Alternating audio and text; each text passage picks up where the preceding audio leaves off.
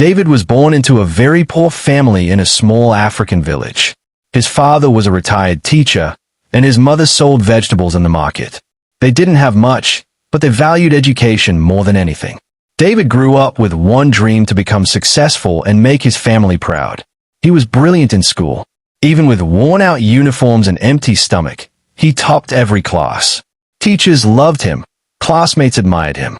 When he finally graduated from the university, the whole village celebrated. Everyone believed David's life was about to change forever. But life had other plans. Months turned into years, and David still couldn't find a job. He moved from one city to another, knocking on office doors, submitting applications, and facing endless rejections. Some employers mocked him for not having connections. Others told him he was too qualified for small jobs. The frustration was eating him up. He began to do odd jobs, carrying cement at construction sites, washing cars, cleaning compounds, anything to survive. His once neat clothes were now worn out. His once bright face looked tired and pale. Sometimes he went to bed with nothing but water in his stomach. One hot afternoon, after another long day of fruitless job hunting, David saw an old car parked by the roadside with a bold sign, "For sale." It wasn't beautiful, but it was strong. Something in his heart whispered, "This could change your life." He checked his small savings, the money he had painfully gathered from all the menial jobs he had done. It wasn't much, but it could buy the car. Without thinking twice, David bought it. That old car became his new beginning. He started using it as a taxi, driving people around the city. It wasn't his dream job, but it gave him dignity, it gave him food. Sometimes passengers insulted him, calling him poor driver, not knowing he was a university graduate. But David swallowed the pain and kept working. He told himself, "This is not the end. God will lift me one day." One evening, as the sun was setting, David was driving home after a long day when he saw a young lady walking alone by the roadside. She was carrying a basket of fruits, her clothes simple but neat. She looked tired, yet graceful. David slowed down and said politely, "Good evening, miss. Can I give you a lift?" The lady looked at him for a moment, then smiled. "Thank you. I'm going to the next street." As they drove, David introduced himself, and the lady told him her name Juliet. Juliet was just 22. Her father had died years ago, leaving her mother to raise her alone. She had finished secondary school but couldn't continue her education because of lack of money. She helped her mother sell fruits by the roadside every day just to survive. David listened with deep sympathy. Her voice was gentle, her eyes full of dreams, yet there was sadness in them, the same kind he saw in his own mirror every morning. When they got to her street, she thanked him sincerely. "May God bless you, sir," she said softly. David smiled. "You're welcome. I'm David. Maybe I'll see you around." She nodded shyly. "I hope so." Before she entered her compound, he quickly handed her his small business card, the one that read David, Taxi Service. She smiled again and waved goodbye. That night, David couldn't stop thinking about Juliet. Something about her reminded him of hope, of innocence, of the kind of love that didn't care about money or status. And from that day, their story began. Life was gradually becoming better for David. His little taxi business was now moving smoothly. He had regular customers, and people trusted him because he was honest, humble, and respectful. He still lived a simple life, but at least now he could afford to eat good food and pay his rent on time. But the biggest change in his life wasn't money. It was Juliet. Every day, their friendship grew deeper. What started as a simple act of kindness, giving her a lift, had now turned into something beautiful. They called each other every day, shared jokes, dreams, and laughter. Juliet became his peace after every stressful day. David loved her with all his heart. He would drive miles just to see her smile. Sometimes he would buy her small gifts, a pair of shoes, a dress, or fruits for her mother. He never had much, but he gave her all he could. One calm evening, after David closed from work, he stopped by Juliet's house. She was outside, helping her mother arrange fruits on the table. When she saw him, she smiled brightly. "David, you're here again," she said, laughing. "Of course," he replied teasingly. I can't end my day without seeing you." They both laughed and sat down by the roadside. The evening breeze was soft, and the sound of distant vehicles filled the air. After a few minutes of silence, David asked softly, "Juliet, tell me something. What are your plans for your life?" She looked down and smiled sadly. "I want to go back to school," she said. "I want to be a graduate one day, get a good job, and take care of my mother. That's all I dream of." David looked at her, touched.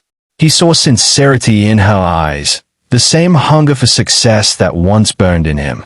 Without thinking twice, he said, "Juliet, I will help you. You will go to school." She turned to him in shock. "No, David, I can't let you do that. You've done too much already." He smiled gently. "Juliet, I love you. If helping you makes you happy, then that's all I want."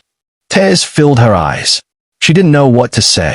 For the first time, someone believed in her dreams. Weeks later, with David's help, Juliet enrolled into the university as a part-time student. That way, she could still assist her mother in the shop and attend her lectures in the evenings. David was so proud of her. He bought her a few new dresses and shoes to wear to school. She was shy at first, but he encouraged her. "You deserve it," he said warmly. Sometimes, when David was free, he would drive to her campus to pick her up after class. He would wait patiently outside, watching other students walk past. When she came out, he would open the car door with a smile and say, "Madam future graduate, your driver is here." Juliet would laugh, her eyes full of gratitude. They became inseparable. She called him every night before sleeping, and he never ended a day without hearing her voice. To David, Juliet was no longer just a girl. She was his reason to keep pushing, his inspiration, his everything. But life is a way of testing the strongest hearts. Even the purest love faces its storms. Months rolled by like the wind. Juliet's education was moving well, but with every new semester came new responsibilities, school fees, textbooks, practicals, and countless small expenses that never seemed to end. David carried it all on his shoulders. Every kobo he earned from his taxi business went straight into Juliet's education. He hardly saved anymore. Some days, after paying her fees, he barely had enough left for himself. Yet, whenever worry crept into his heart, he would comfort himself and whisper, "It's not a waste. When Juliet graduates, we will get married and build a happy home together." That thought kept him going. It was his light in dark days.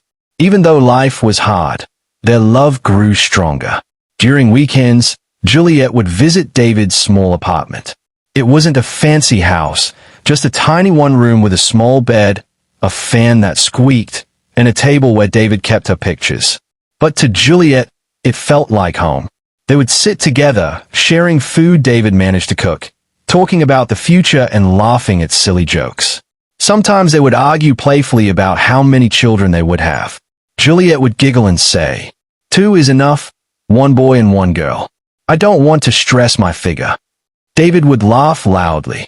"No way. I want 3, 2 boys and a girl. The boys will look after their sister."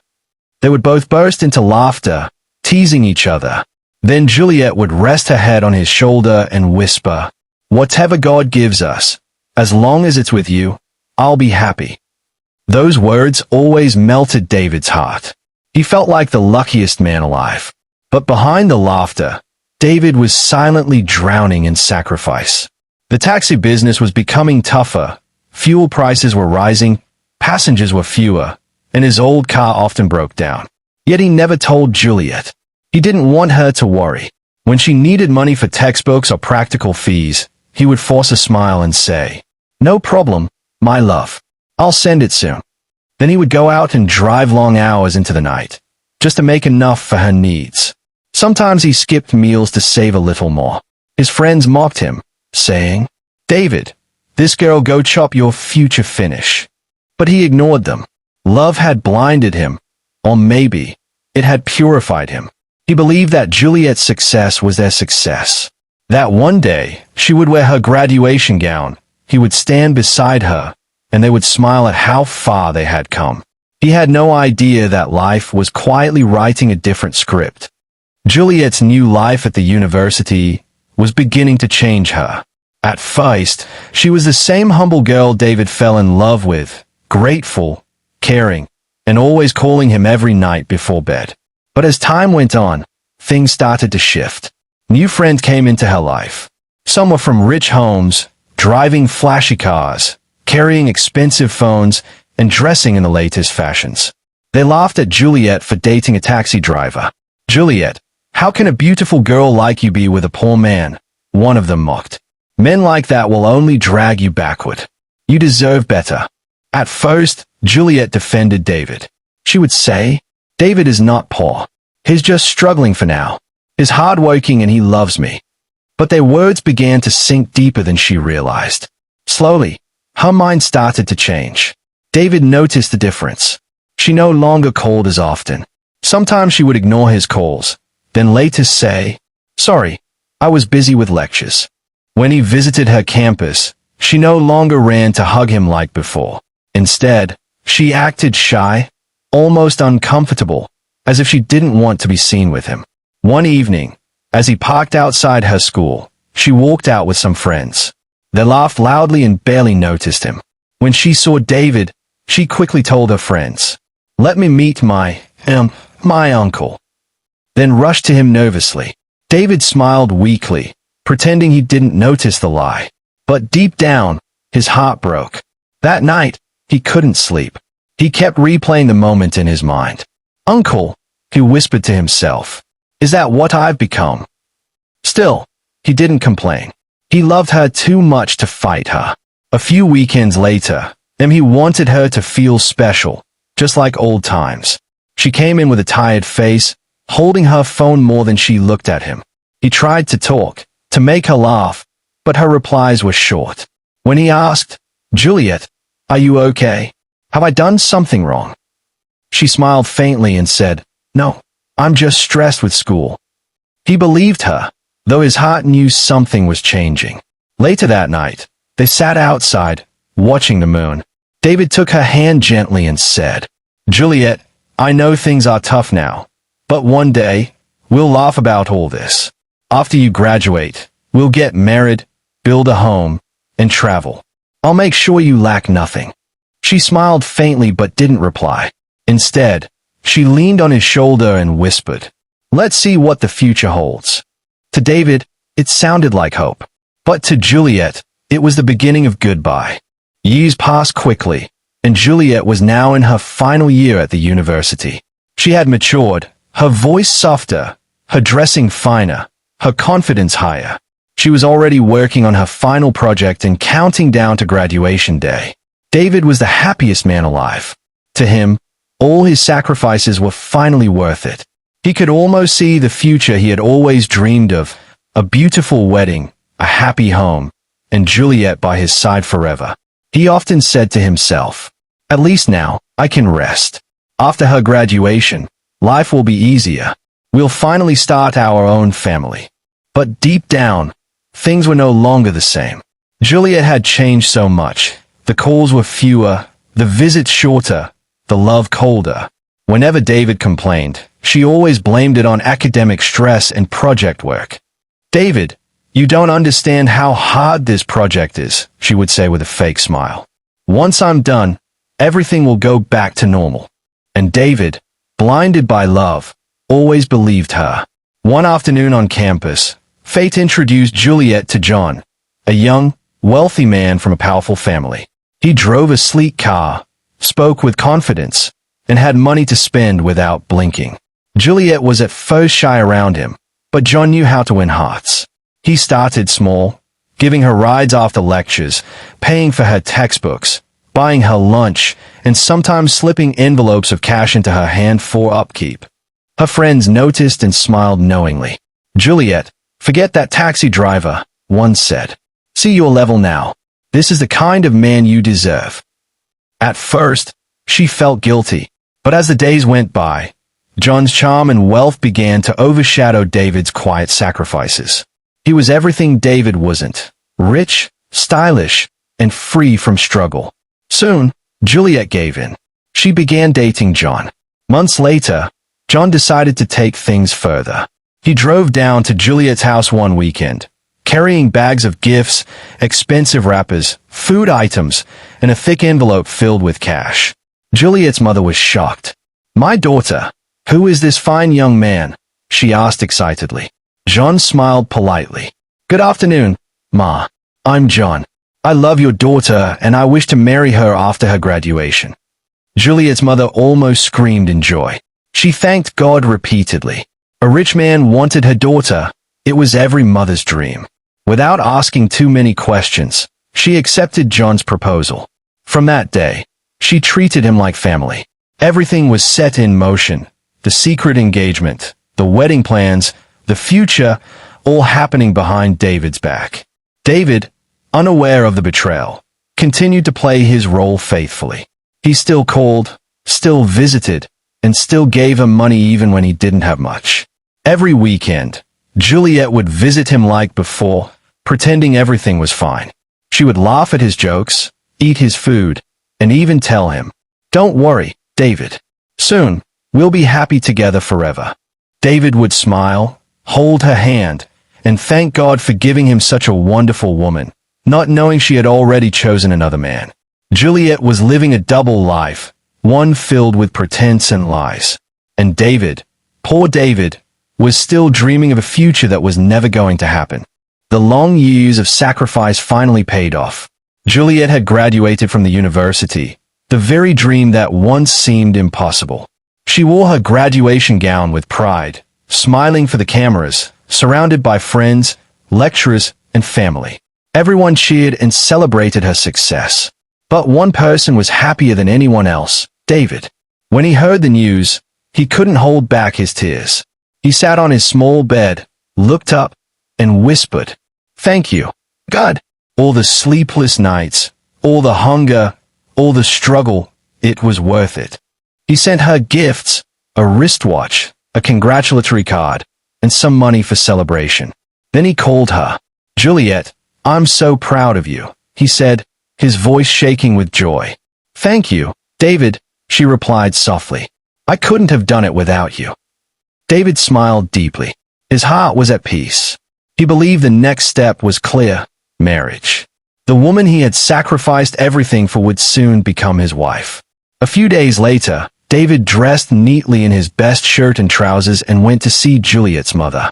He carried gifts, a bag of rice, some fruits, and a small envelope of cash. When she opened the door and saw him, she forced a smile. "Ah, David. You're welcome, my son. Long time." "Yes, Ma," he said politely. "I came to talk about something important." They sat down, and David spoke from his heart. "Ma, you know I've been there for Juliet from the beginning. Now that she's done with school, I want to make everything official. I want to marry her, just like we planned." Juliet's mother smiled faintly, pretending to be happy. "My son, that's good. I'm happy for you both," she said. "Let's just wait for her to settle a bit after graduation. Then we can talk about the marriage." David's heart leaped with excitement. "Thank you, Ma. I'll start saving for the wedding. I want to make it a day to remember." He stood up and thanked her again before leaving, not knowing she was hiding the truth that could destroy him. As soon as David left, Juliet's mother sat quietly, staring into space. Her conscience pricked her. She knew she should tell David the truth, that her daughter, Juliet, was already engaged to John, the wealthy man. The wedding was just a few weeks away. Invitations had already been printed, preparations already made. But greed and excitement silenced her guilt. She whispered to herself, "What will a taxi driver offer my daughter? This rich man will change our lives." She said a short prayer for forgiveness and decided to keep quiet. Meanwhile, David went home with a heart full of joy. He had no idea the world he was building was about to crumble. He started working longer hours, driving day and night, saving every kobo he could. Sometimes, he would stop by a jewelry shop and stare at wedding rings through the glass. One day soon, he smiled to himself, "Juliet will wear mine." He didn't know that, at that very moment, Juliet was trying on a wedding gown, not for him, but for another man. 3 days to Juliet's wedding. David was still unaware of the storm about to hit him. He had just returned from work that evening, exhausted but smiling. He had made good money that week and was already planning how to buy Juliet a ring and surprise her. Just as he finished eating, his phone rang. It was Juliet. "Hello, my love," he said happily. "It's been long I heard from you." Her voice was cold. "David, I need to see you tomorrow. It's very important." David's heart skipped. "Is everything okay?" "Yes, just meet me at the cafe near my campus by 4 p.m. "All right, my love," he said gently, unaware that those would be the last words he'd ever call her that. The next day, David dressed neatly. He even bought her a small box of chocolates on his way. As he arrived at the cafe, he saw Juliet sitting quietly. She looked different, finer, but distant. Her face had no warmth. David smiled and sat down. "Juliet, my sunshine, what's wrong? You sound strange on the phone." She looked at him for a while, then took a deep breath. Her hands trembled slightly. "David, I don't know how to say this, but it's over between us." David blinked, confused. "What do you mean it's over? Are you joking?" She looked away. "I'm serious. I'm getting married in 3 days." He froze. His mouth went dry. "Married? To who?" "To John," she said coldly. "Is the man I want to spend my life with." David's hands shook. He laughed nervously. "Juliet, stop this joke. John, the rich man you told me was just a friend." She sighed and reached into her bag. "Hey," she said, sliding a white envelope toward him. David opened it slowly. Inside was a wedding invitation card with Juliet and John's picture boldly printed on it. His eyes widened. His heart pounded. He could barely breathe. "Juliet, after everything, after all I did for you, after all we planned." His voice cracked as tears filled his eyes. She looked at him emotionlessly. "David, please don't make this hard. You're a good man, but I can't marry you. You have no future to offer me. John can give me the life I deserve." David stared at her, shaking his head in disbelief. "Juliet, I sold my peace for you. I starved so you could eat. I worked under the rain and sun to pay your school fees. And this is what I get." Juliet stood up. "I didn't ask you to. You chose to help me. Life moves on, David. Please let me go." She turned to leave. "Juliet," he shouted, his voice breaking. "Do you even love me? Tell me the truth." She stopped briefly, looked at him, and said softly, "I once did, but not anymore." Then she walked away, leaving him trembling, his eyes burning with tears. David sat there for a long time, holding the wedding card with shaking hands. His mind replayed every sacrifice, every promise, every smile. He whispered to himself, 3 days, just 3 days, and she'll be gone forever." As people walked past him, he couldn't move. His chest felt heavy, his heart shattered beyond repair. That night, he didn't drive. He sat in his dark room, staring at the ceiling. The woman he had built his future around had destroyed it in a single moment. For the first time in his life, David cried like a child. 3 days later, the wedding took place. It was glamorous, decorated with flowers, loud music, expensive cars, and well-dressed guests. Juliet looked stunning in her white gown as she walked down the aisle with John, the man she chose over David. Everyone cheered, cameras flashed, and smiles filled the air. But behind the crowd, sitting quietly at a distance where no one noticed, was David. He watched the woman he once loved vow to another man. His eyes glistened with tears, but he didn't make a sound. He simply whispered to himself, "If this is what makes you happy, then I wish you peace." When the ceremony ended, he left silently. He didn't curse, he didn't hate, he just let go. Days turned into weeks. David was broken, but not defeated. He refused to let pain destroy him. He focused on his taxi work, prayed harder, and reminded himself that God never forgets those with a sincere heart. Then, one morning, everything changed. He received a call from a company he had applied to long ago, one of the top firms in the city. They had reviewed his old application and wanted him to come for an interview. David prepared well, attended the interview, and to his surprise, he got the job. The salary was handsome, with housing allowance, medical benefits, and a company car. His life turned around completely. Within a few months, David was living the dream he once thought was impossible. He moved into a new apartment, dressed well, and looked healthier and happier. The same man who once drove a taxi was now being driven by one. One afternoon, months after his transformation, David was walking out of a shopping mall when he heard a familiar voice behind him. He turned, and there stood Juliet. But she looked nothing like the woman he once knew. Her eyes were swollen, her clothes rough, her spirit broken. "David," she whispered, tears already running down her face. He was silent, shocked but calm. "David, please. I know I don't deserve to even stand before you, but I'm sorry," she said, trembling. "I ruined everything. John changed after the wedding. He beats me, cheats on me with different women, and doesn't even care if I eat or not. My life has become hell." David sighed deeply. He looked at her, and for a long time, he didn't say anything. Finally, he spoke softly, his voice steady. "Juliet, I forgave you the same day you got married." She cried harder. "Please, can you ever love me again?" David smiled faintly. "No, Juliet. That part of me is gone.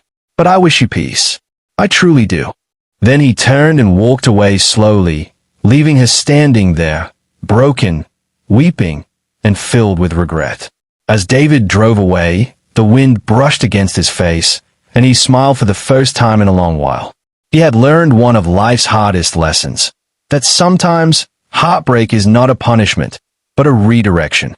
He whispered to himself, "When people walk out of your life, sometimes God allows it because he knows they can't go where he's taking you." And from that day, David never looked back again.